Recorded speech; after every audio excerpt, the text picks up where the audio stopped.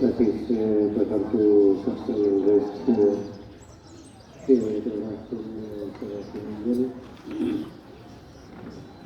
አበው ካህናት፣ መነኮሳት፣ ሊቃውንተ ቤተ ክርስቲያን፣ ወንድሞች ዲያቆናት፣ በቅድስናው ስፍራ ከተሰበሰባችሁ እግዚአብሔር የሚወዳችሁ እናንተም እግዚአብሔርን የምትወዱ ታገለግሉ የእግዚአብሔር ቤተሰቦች ሁላችሁ እንደየክብራችሁ እንደየማዕረጋችሁ አባቶቼ፣ እናቶቼ፣ ወንድሞቼ፣ ልጆቼ እንዲሁም ሕፃናት አሰባሰበን በኃያሉ እግዚአብሔር ፍጹም ሰላም እንደምን አደራችሁ? እንደምን አረፈዳችሁ? እንደምን ሰነበታችሁ? እኔን እግዚአብሔር አምላካችን ይህችን ዕለት ይህችን ሰዓት በዕድሜያችን ላይ ጨምሮ በተቀደሰው ስፍራ በምሕረቱ አደባባይ በይቅርታው ቦታ ተሰባስበን ሕያው ቃሉን እንድንሰማ በረከቱን እንድናገኝ የፈቀደልን ልዑለ ባሕርይ አምላካችን ዛሬም ዘወትርም በፍጡራን አንደበት ስም ክርስቲያን የተመሰገነ ይሁን። እንኳን ለ50ኛው ቀን ለበዓለ ጰራቅሊጦስ በሰላም በጤና አደረሰን አደረሳችሁ።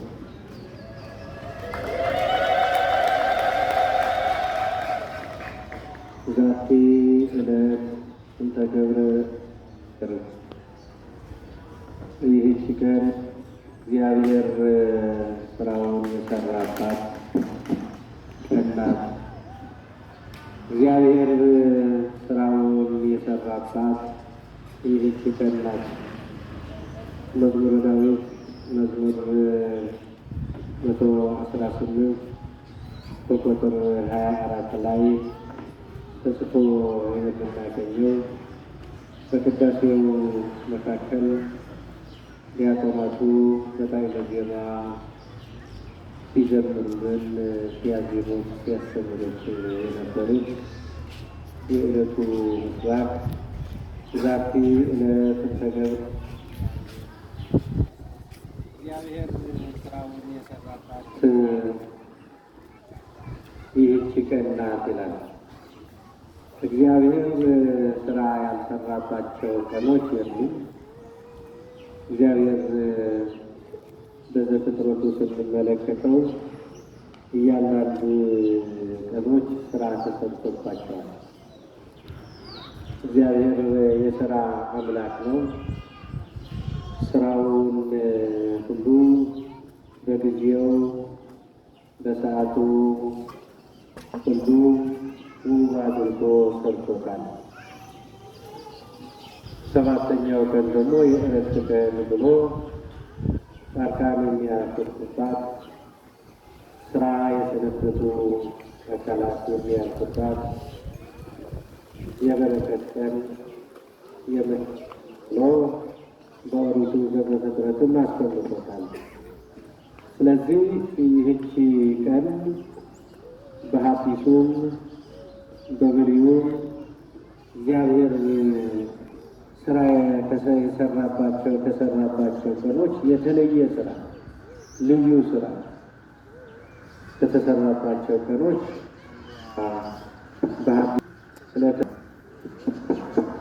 እሑድ ልዩ ስራ የተሰራባት ናት። በዕለተ ፍጥረት ቅዳሜ ዕረፍት ቀን፣ ከእሑድ እስከ ዓርብ ያሉ ዕለታት ፍጥረታት ተፈጥሮባቸዋል።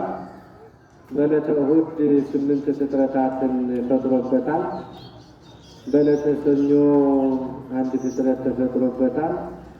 በዕለተ ማክሰኞ በዕለተ ሰሉስ ፍጥረታት ፈጣን እንዲሁ 3 ፍጥረት ተፈጥሮበታል። በዕለተ ሐሙስም እንደዚሁ 3 ፍጥረታት፣ በዕለተ ዓርብ እንደዚሁ 4 ፍጥረታት ተፈጥሮበታል። መጨረሻ አዳምን ተፈጥሮበታል።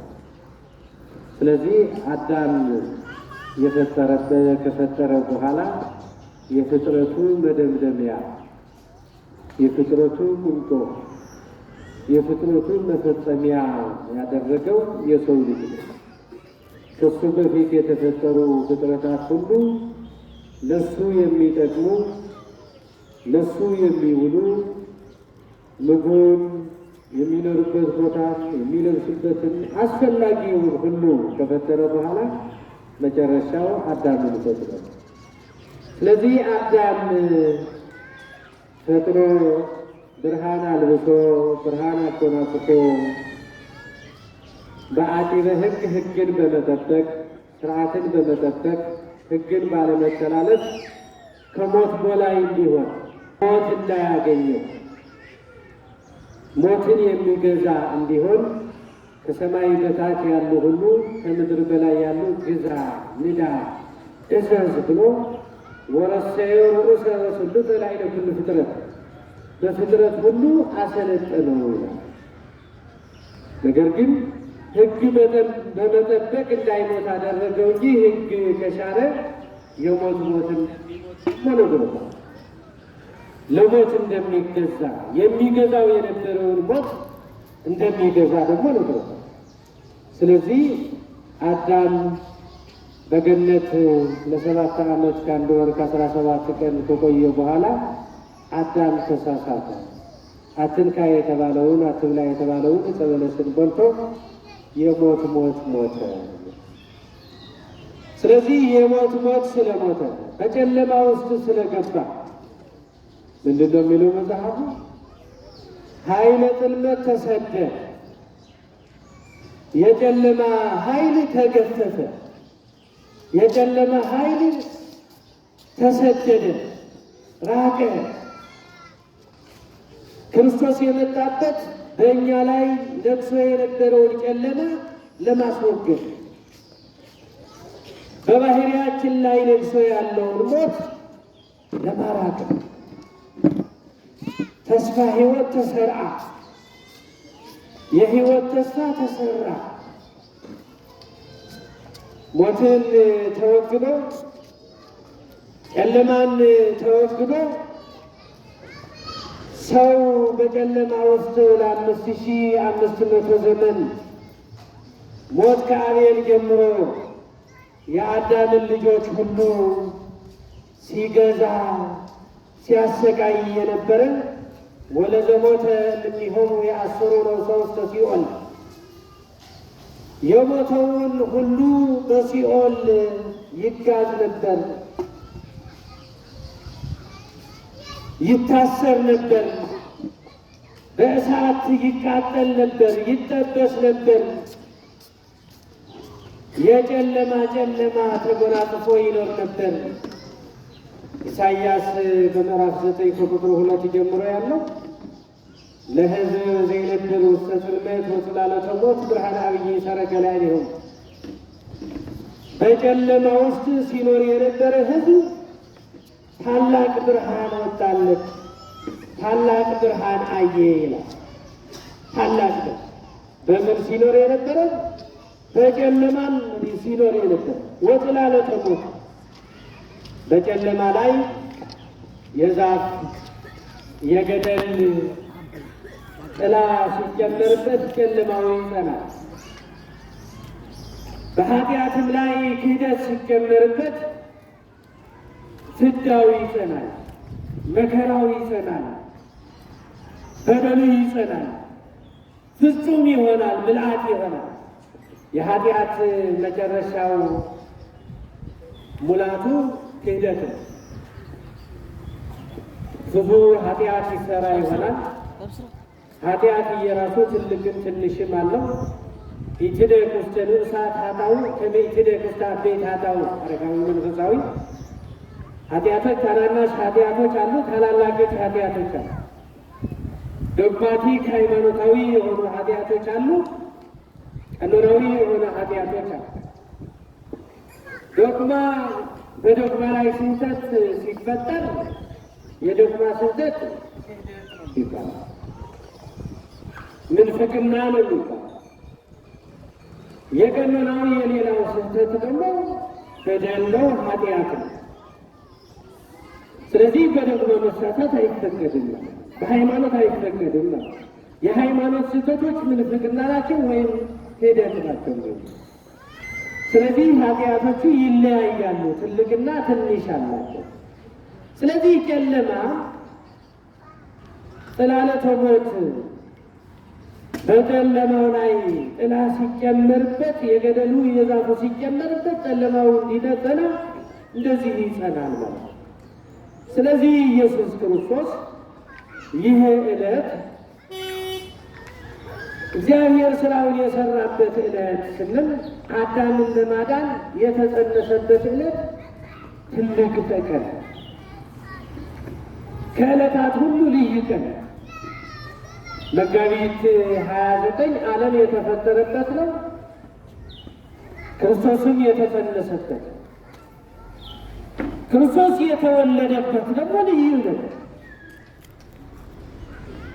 ክርስቶስ ሞትን ድል አድርጎ 33 ዓመት በዚህ ዓለም ኑሮ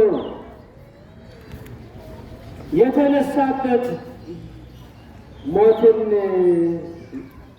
ያጠፋበት ቀን ደግሞ ልዩ ዕለት ነው። ተሰጥሞ ሞት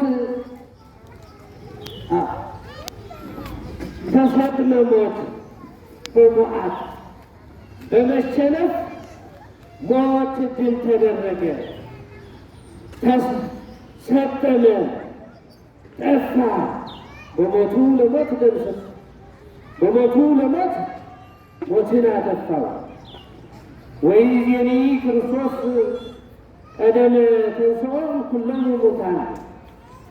ቅዱስ ጳውሎስ በአንደኛ ቆሮንቶስ ምዕራፍ 15 ቁጥር 20 ጀምሮ ያለው ክርስቶስ ከሙታን ሁሉ አስቀድሞ ተነሳ፣ ሞትን ድል አድርጎ ሞትን አጥፍቶ ተለይቶ ተነሳ።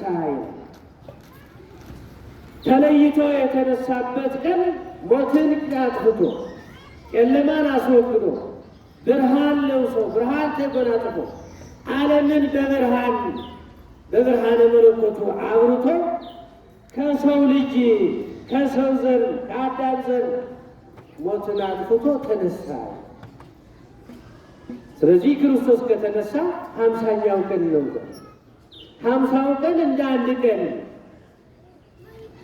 የደስታ ቀን፣ የሰላም ቀን እየተማዋይን ዛህመም ከነ